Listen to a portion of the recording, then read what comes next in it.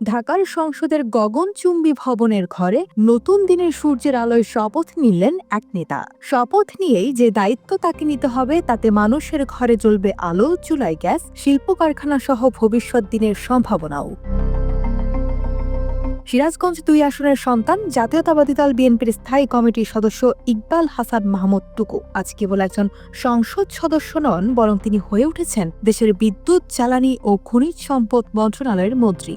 তার রাজনৈতিক জীবন শুরু হয় শিয়ালকোলের কয়েলগাতি থেকে। পিতার রাজনৈতিক প্রেরণা ও দৃষ্টিভঙ্গি তাকে ছোট থেকেই দেখিয়েছে যে নেতৃত্ব মানে হল দায়িত্ব, শ্রম এবং মানুষের প্রতি অঙ্গীকার।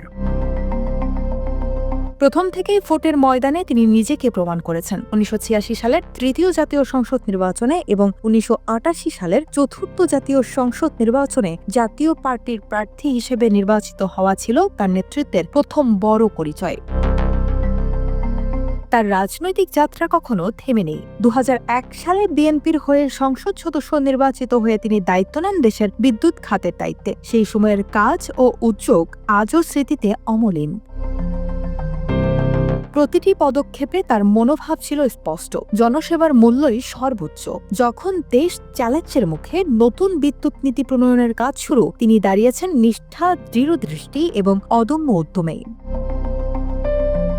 ১৭ ফেব্রুয়ারি সকাল ১০টায় সংসদ সদস্য হিসেবে শপথ গ্রহণের পর বিকেলে দেশের গুরুত্বপূর্ণ মন্ত্রণালয়ের দায়িত্ব হাতে নিলেন। এটি কেবল শপথ নয়, এটি হলো এক নেতার অঙ্গীকারের প্রতীক, এক ইতিহাসের নতুন অধ্যায়।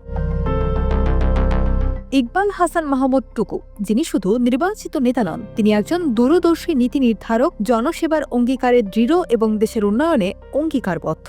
তিনি প্রমাণ করেছেন যে নেতৃত্ব মানে কেবল ক্ষমতা নয়, মানে হলো দায়িত্বের বোঝা সামলানো, জনগণের আশা পূরণ করা এবং দেশের প্রগতি নিশ্চিত করা। সংসদ সদস্য, প্রতিমন্ত্রী বা মন্ত্রী যেভাবেই শিরোনাম হোক না কেন, ইকবাল হাসান মাহমুদ টুকুর গল্প সবসময় একটাই: সংগ্রাম, নিষ্ঠা, নেতৃত্ব এবং দেশের সেবা।